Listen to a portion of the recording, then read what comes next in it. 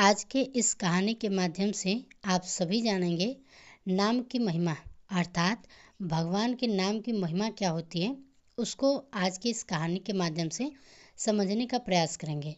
तो बिना देरी करते हुए कहानी को सुनाना प्रारंभ करते हैं। एक समय की बात है, वृंदावन की एक गोपी प्रतिदिन मथुरा जाकर दूध और दही बेचा करती थी तथा वहीं रास्ते में एक संत महात्मा अपनी कथा को सुना रहे थे। उस कथा में वे कह रहे थे कि भगवान के नाम की बड़ी महिमा है। भगवान के नाम का जाप करने से बड़े बड़े संकट टल जाते हैं। भगवान का नाम तो भव सागर से पार लगाने वाला है। यदि तुम्हें भव सागर से पार होना है तो भगवान का नाम कभी मत छोड़ना। जब कथा समाप्त होती है, उस संत महात्मा जब इस कथा को समाप्त करते हैं तो वह गोपी फिर से अपने घर वापस लौट जाती है। फिर जैसे ही वह अगले दिन दूध दही बेचने के लिए मथुरा की तरफ जाती है तो उसे रास्ते में एक यमुना नदी पार करनी पड़ती है। तब उस यमुना नदी के पास वह खड़ी होकर उसे उस संत की बात याद आ गई।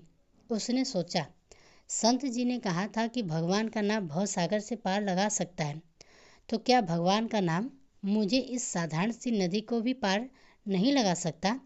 यह सोचकर गोपी ने निस्वार्थ भाव से भगवान का नाम लिया और यमुना में कदम रख दिया। जैसे ही यमुना में उसने पैर रखा, उसने ऐसा महसूस हुआ मानो वह जमीन पर चल रही हो। बिना किसी कठिनाई के उसने पूरी यमुना पार कर ली। गोपी को बहुत ही प्रसन्नता हुई और उसने मन ही मन सोचा कि संत ने तो बड़ा ही अच्छा तरीका बताया है पार जाने का। अब रोज नाविक को पैसे भी नहीं देने पड़ेंगे। कुछ दिनों बाद गोपी ने सोचा कि संत ने उसका इतना भला किया है तो उसे संत को अपने घर भोजन के लिए आमंत्रित करना चाहिए।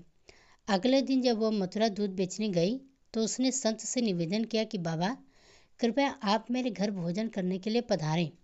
संत ने उसका निमंत्रण स्वीकार कर लिया। जब गोपी और संत यमुना के नदी के किनारे पहुँचे तो संत ने नाविक को बुलाने के लिए कहा। तब गोपी ने संत से कहा, बाबा, आप नाविक को क्यों बुला रहे हैं? हम ऐसे ही यमुना को पार कर लेंगे। संत ने आश्चर्य से पूछा, कैसी बातें कर रही हो गोपी? बिना नाव के यमुना कैसे पार करेंगे?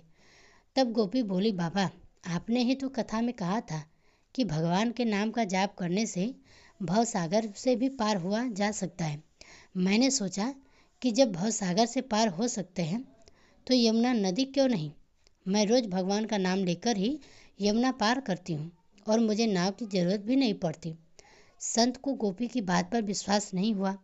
उन्होंने कहा कि तू पहले चल, मैं तेरे पीछे पीछे आता हूँ।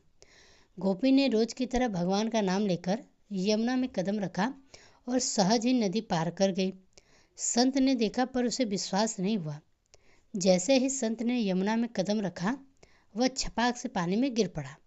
यह देखकर गोपी वापस आई और संत का हाथ पकड़कर उन्हें अपने साथ चलने को कहा। इस बार जब संत ने गोपी का हाथ पकड़ा तो वे भी ऐसे चले जैसे जमीन पर चल रहे हों। यह चमत्कार देखकर संत गोपी के चरणों में गिर पड़े और कहने लगे, गोपी, धन्य है तू। सही मायनों में नाय का आश्रय तो तुमने ही लिया है। मैं जिसमें नाम की महिमा बताई, खुद उसका सच्चा आश्रय नहीं ले पाया। संत ने गोपी से सच्चा नाम स्मरण सीख लिया और फिर भगवान के नाम की महिमा को समझकर उसका सही अर्थ में पालन करने लगे। संबंधित एक दूसरी कथा यह है, इसे ध्यान से सुनिएगा। एक समय की बात है, एक छोटे से गांव में एक किसान रहता था।